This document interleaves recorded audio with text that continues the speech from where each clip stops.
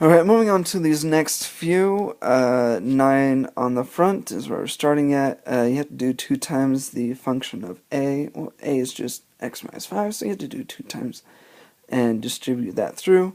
You'll get 2x minus 10, and that's the answer for that one. On 10, you have to do negative 3 times c of x. Well, c of x is 2x squared minus 3, so you take negative 3 and distribute it through to both of those. You'll get negative 6x squared plus 9. Moving on to the back side, number 1, you just take the function of f, add the function of g. F is 2x minus 3, g is 4x. Combine like terms, you'll get 6x minus 3. Moving down to 3, I'm jumping down to 3 because it's convenient to fit on the screen, so I'm going to put it here. F is 2x minus 3, g is 4x, and you're multiplying these functions together, so you have to distribute your 4x to both of the terms. 4x times 2x is 8x squared, and 4x times 3 is 12x, so you have to subtract the 12x there because it's got subtraction.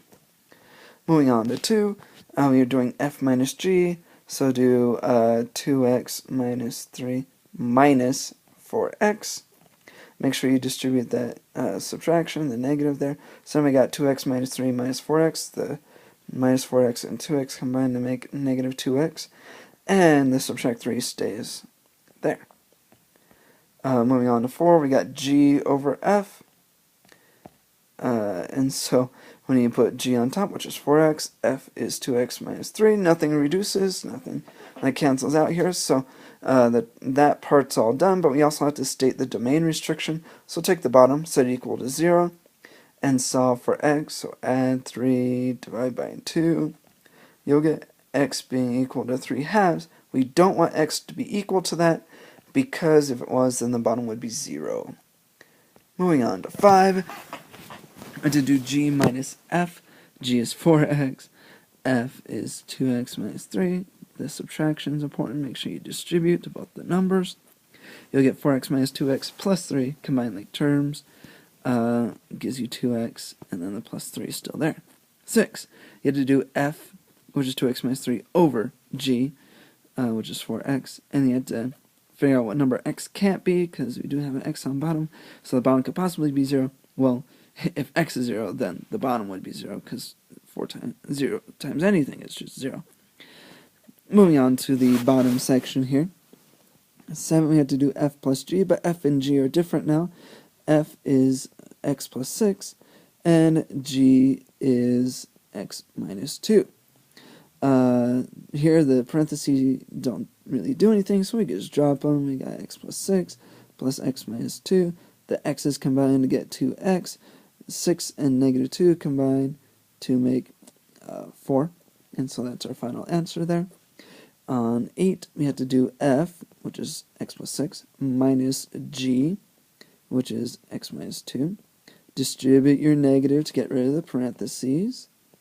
So we get x plus 6 minus x plus 2. The x's actually cancel each other out because we got positive x and negative x, add to be 0. But we got 6 plus 2, which is going to be 8 for our final answer there, for 8. Fun. We have to do f times g, and it's looking like we have a binomial here. And so we're going to have to distribute both of these terms to both of these terms here. It's a double distribution, or a FOIL method. X times x gives you x squared. X times negative 2 gives you negative 2x. 6 times x is positive 6x, and 6 times negative 2 is negative 12.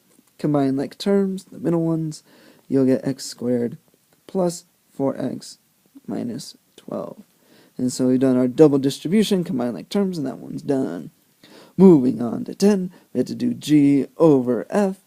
G is x minus 2, f is x plus 6, and nothing cancels, nothing simplifies, so that's it for that.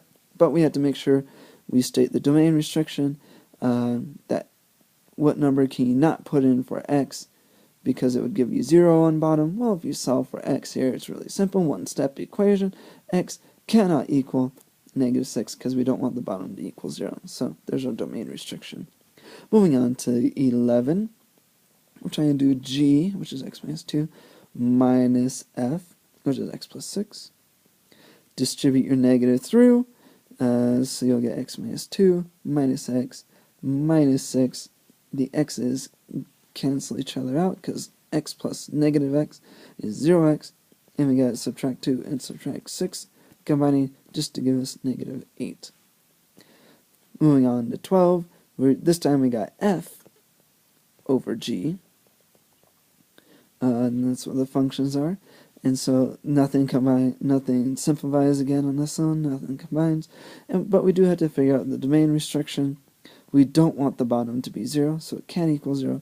But, solve for x to figure out what x cannot be. X cannot be 2, and that one's done. And we're actually done with the assignment now. Yay!